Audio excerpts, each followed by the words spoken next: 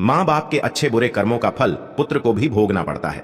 एक समय की बात है, एक महान तपस्वी अपने आश्रम में रहता था। एक दिन उसकी पत्नी ने पूछा, स्वामी, क्या माता पिता के अच्छे और बुरे कर्मों का फल उनकी संतान को भोगना पड़ता है? तभी महात्मा ने कहा, हे देवी, माता पिता के अच्छे और बुरे कर्मों का फल उनकी संतान को अवश्य ही भोगना पड़ता है। आज आपको एक प्राचीन कथा सुनाता हूं, जिसे सुनने के बाद आपको पता चल जाएगा कि कैसे माता पिता के अच्छे और बुरे कर्मों का फल उनकी औलाद को मिलता है और उन्हें भोगना पड़ता है। फिर महात्मा ने कथा को सुनाना आरंभ करते हैं और कहते हैं, हे देवी, प्राचीन समय की बात है। एक गांव में एक गरीब आदमी रहता था। वह बहुत ही गरीब था। किसी तरह से मेहनत मजदूरी करके अपने घर का पालन पोषण करता था। उसे मजदूरी में दिन भर काम करने के बाद 50 रुपए मिलते थे। उसमें से वह 25 रुपए रोजाना दान करता था और 25 रुपए में अपने परिवार का पालन पोषण करता था। इस प्रकार कुछ समय बीतने के बाद उसके घर में एक लड़के का जन्म हुआ। उस गरीब आदमी के परिवार में अब कुल 3 सदस्य हो गए, दोनों पति पत्नी और एक लड़का। अब धीरे धीरे उनके पालन पोषण में उस आदमी को समस्या होने लगी, क्योंकि दिन प्रतिदिन महंगाई बढ़ती जा रही थी। फिर महात्मा ने कहा, हे देवी, एक दिन की बात है।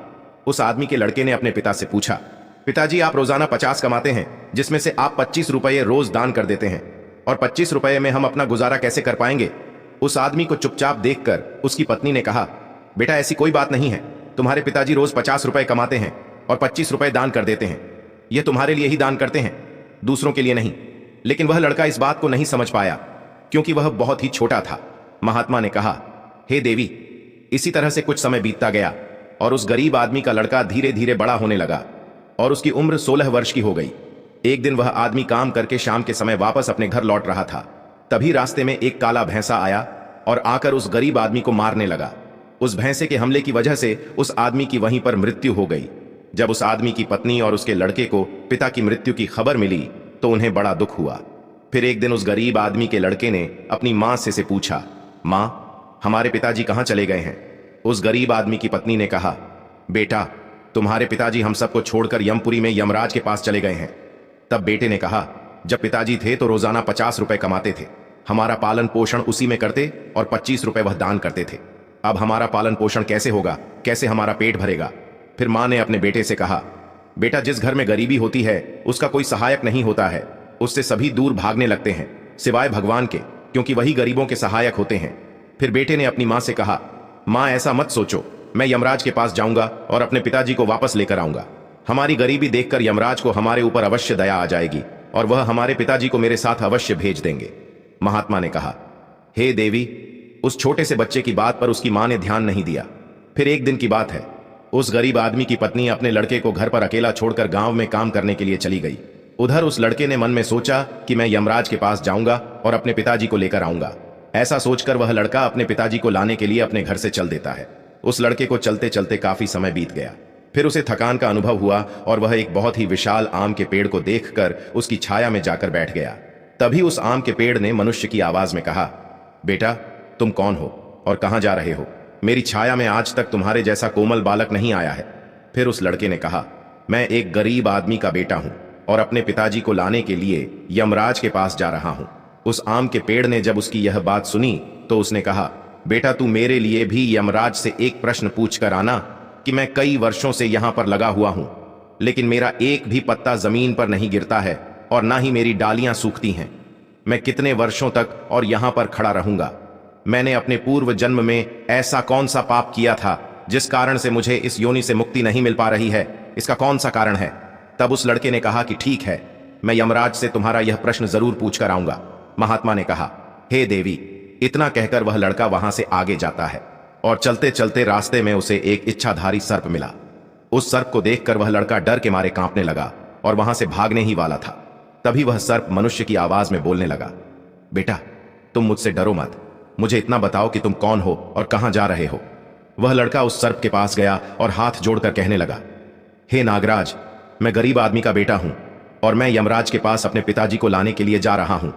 उस सर्प ने कहा, बेटा, तुम यमराज से मेरा एक प्रश्न पूछ कर आना। मैं कई वर्षों से यहां पर पड़ा हुआ हूं, मुझसे अब चला भी नहीं जाता। मेरे शरीर में इतनी भी जान नहीं है कि मैं थोड़ा सा भी चल फिर सकूं। मैंने अपने पूर्व जन्म में ऐसा कौन सा पाप किया था जिस कारण से मुझे इस योनि से मुक्ति नहीं मिल पा रही है? इसका कौन सा कारण है? तब उस लड़के ने कहा, ठीक है, मैं यमराज से तुम्हारा यह प्रश्न पूछकर जरूर आऊंगा। महात्मा ने कहा, हे देवी। इतना कहकर वह लड़का आगे चलने लगा। फिर चलते चलते रास्ते में उसे एक किसान मिला। किसान ने कहा, बेटा तुम कौन हो, कहां जा रहे हो? देखने में तो तुम बड़े ही सुकुमार और कोमल लग रहे हो। फिर उस लड़के ने कहा, मैं एक गरीब आदमी का बेटा हूं और मैं यमराज के पास अपने पिताजी को लाने के लिए जा रहा हूं। फिर उस किसान ने कहा, तुम यमराज से मेरा एक प्रश्न पूछ कर आना। मैं चलते हुए राहगीरों की प्यास बुझाने के लिए कई सालों से यहां पर एक बावड़ी खुदवा रहा हूं, लेकिन इसमें पानी अभी तक नहीं निकला है। मैंने अपने पूर्व जन्म में ऐसा कौन सा पाप किया था जिस कारण से इस बावड़ी में अभी तक पानी नहीं निकला है? मैंने इसमें बहुत सारे पैसे भी खर्च कर दिए हैं, इसका क्या कारण है? उस लड़के ने कहा, ठीक है, मैं यमराज से तुम्हारा यह प्रश्न जरूर पूछ कर आऊंगा। महात्मा ने कहा, हे देवी। इतना कहकर वह लड़का वहां से आगे की ओर चलने लगा। चलते चलते रास्ते में उसे एक बहुत बड़ा तालाब मिला। फिर वह लड़का तालाब के किनारे पर गया और पानी पीने लगा। तभी उस तालाब से तैरती हुई एक बतख आई और कहने लगी, बेटा तुम कौन हो और कहां जा रहे हो? तब उस लड़के ने कहा, मैं गरीब आदमी का बेटा हूं और मैं यमराज के पास अपने पिताजी को लाने के लिए जा रहा हूं। महात्मा ने कहा, हे देवी। उस लड़के की बात सुनकर उस बतख ने कहा, तुम यमराज से मेरा एक प्रश्न पूछ कर आना। कई वर्षों से मैं इस तालाब में भटक रही हूं। मेरी 7 पीढ़ियां गुजर गई हैं, परंतु मैं अभी तक इसी तालाब में रह रही हूं। मैंने अपने पूर्व जन्म में ऐसा कौन सा पाप किया था जिसके कारण मुझे इस योनि से मुक्ति नहीं मिल पा रही है? इसका क्या कारण है? तब उस लड़के ने कहा, ठीक है, मैं यमराज से तुम्हारा यह प्रश्न अवश्य पूछ कर आऊंगा। इतना कहकर वह लड़का वहां से आगे की तरफ बढ़ने लगा और चलते चलते तालाब के दूसरे किनारे पर पहुंच गया। दूसरे किनारे पर जब वह पहुंचा तो उसने देखा कि एक मरा हुआ बगुला वहां पर पड़ा हुआ था। जब वह लड़का उस मरे हुए बगुले को लांघ कर आगे जाने लगा तो वह मरा हुआ बगुला कहने लगा, बेटा तुम कौन हो और कहां जा रहे हो?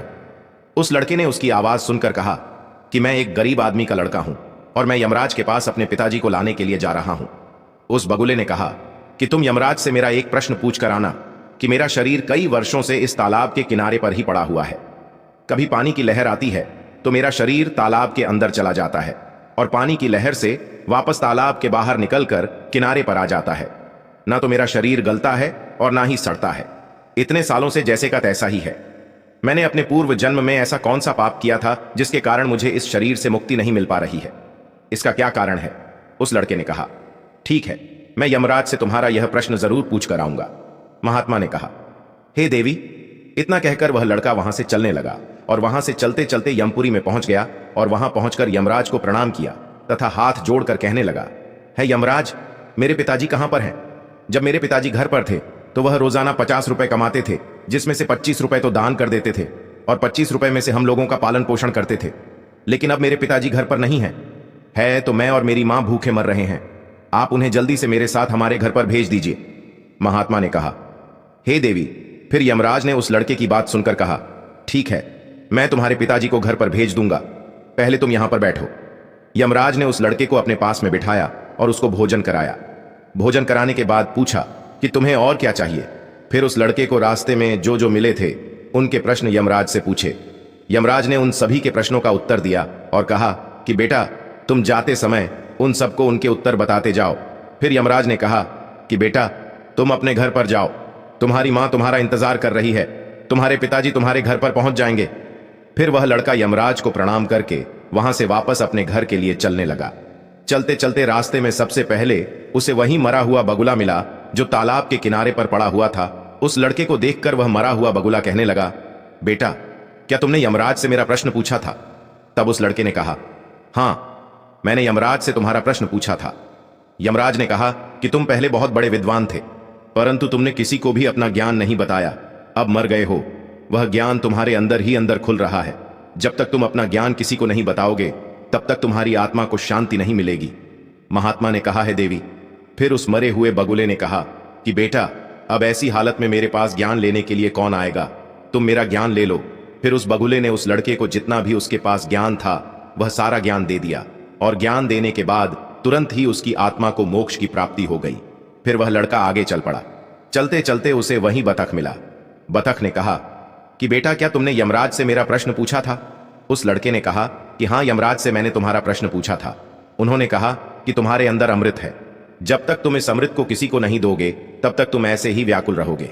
बतख ने कहा कि बेटा अब कौन मिलेगा, मुझे तुम ही मेरा अमृत ले लो। फिर बतख ने अपना अमृत उस लड़के को दे दिया और अमृत देते ही उस बतख की आत्मा को मोक्ष की प्राप्ति हो गई। इसी तरह से वह लड़का वहां से आगे बढ़ने लगा। फिर चलते चलते रास्ते में उसे वही किसान मिला जो राहगीरों के लिए बावड़ी खुदवा रहा था।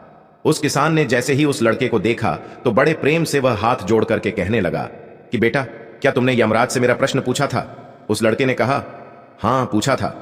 यमराज ने कहा कि आपके घर में एक जवान कन्या कुंवारी बैठी हुई है। जब तक आप उस लड़की का विवाह नहीं करोगे और कन्यादान नहीं करोगे तब तक बावड़ी में पानी नहीं निकलेगा। पहले जो तुम्हारा कर्म है उसे पूरा करो। जो ईश्वर ने तुमको दायित्व सौंपा है उस पर ध्यान दो। पहले आप कन्यादान करो, उसके बाद इस बावड़ी को खुदवा। फिर उस किसान ने कहा कि मैं अपनी लड़की के लिए लड़का कहां ढूंढने के लिए जाऊंगा? तुम मुझे बहुत ही सीधे साधे स्वभाव के दिख रहे हो और सुंदर भी हो, इसलिए बेटा तुम ही मेरी लड़की से विवाह कर लो। महात्मा ने कहा है देवी। फिर उस किसान ने अपनी लड़की का विवाह उस लड़के के साथ कर दिया। किसान ने अपनी लड़की को बहुत सारा धन देकर विदा कर दिया। फिर वह लड़का आगे बढ़ा। चलते चलते रास्ते में उसको वहीं इच्छाधारी सर्प मिला।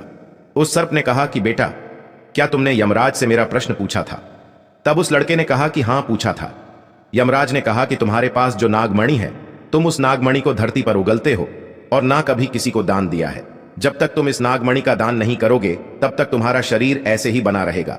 फिर उस सर्प ने कहा कि बेटा, मैं यह नागमणि अब किसको दूं? इस नागमणि को तुम ही ले लो। फिर उस सर्प ने अपनी नागमणि को उस लड़के को दे दिया। नागमणि को देते ही उस सर्प की आत्मा को मोक्ष की प्राप्ति हो गई। इस तरह से वह लड़का अपनी पत्नी को लेकर फिर आगे चलने लगा। चलते चलते रास्ते में उसे वही आम का विशाल पेड़ मिला जिसकी छाया में उसने विश्राम किया था। उसने पूछा कि बेटा, क्या तुमने यमराज से मेरा प्रश्न पूछा था? उसने कहा, हां पूछा था। यमराज ने कहा कि पूर्व जन्म में तुम्हारा काम स्कूल में बच्चों को शिक्षा देना था। तुम्हारा पद एक गुरु का था, परंतु तुमने अपने पद का सही इस्तेमाल नहीं किया। तुम शिक्षा देने के बदले में छोटे छोटे बच्चों से अपना काम करवाते थे और उन्हें अच्छी तरह से शिक्षा नहीं देते थे। तुम पूर्व जन्म में बहुत बड़े विद्वान थे, परंतु तुमने उन बच्चों को शिक्षा नहीं दी। उन्हीं बच्चों के श्राप के कारण तुम हिलडुल नहीं सकते। तुम्हारे अंदर जो ज्ञान भरा हुआ है उसे किसी को दे दो, इसके बाद ही तुम्हें मोक्ष की प्राप्ति होगी। महात्मा ने कहा, हे देवी, उस लड़के की बात सुनकर उस आम के पेड़ ने कहा कि मैं यह ज्ञान किसे दूंगा, तुम ही ले लो। फिर उस आम के पेड़ ने उस लड़के को अपना जितना भी उसके पास ज्ञान था सब दे दिया। जैसे ही आम के पेड़ ने उस लड़के को अपना ज्ञान दिया तो उसकी भी आत्मा को शांति मिल गई और वह उस पेड़ की योनि से मुक्त हो गया। वह लड़का अपनी पत्नी के साथ चलते चलते अपने घर पहुंच गया। जब वह लड़का अपने घर पर पहुंचा तो उस लड़के की मां उसको देखकर बड़ी खुश हुई और कहने लगी कि बेटा, तुम कहां पर चले गए थे और यह लड़की तुम्हारे साथ में कौन है? फिर उस लड़के ने जो भी उसके साथ घटनाएं घटी थीं वह सब कुछ अपनी मां को बता दिया। महात्मा ने कहा है देवी, अब उस लड़के को ज्ञान हो चुका था कि उसके पिताजी वापस नहीं आ सकते हैं। अब उनकी मुक्ति हो चुकी है। उसके पिताजी ने जो दान धर्म किया था उसका फल उस लड़के को यमराज दे दिया। इस प्रकार से महात्मा ने अपनी पत्नी को बताया कि माता पिता के अच्छे और बुरे कर्मों का फल उनकी संतान को कैसे प्राप्त होता है और पूर्व जन्म के कर्मों का फल व्यक्ति को कैसे मिलता है और उसके पिता द्वारा किए गए पाप और पुण्य कर्म भी उसके बच्चों को कैसे मिलते हैं। तो यह थी आज की हमारी कहानी। आशा करता हूं आज की वीडियो आपको पसंद आई होगी। अगर वीडियो पसंद आई हो तो कमेंट बॉक्स में जय श्री कृष्णा, राधे राधे अवश्य लिखें।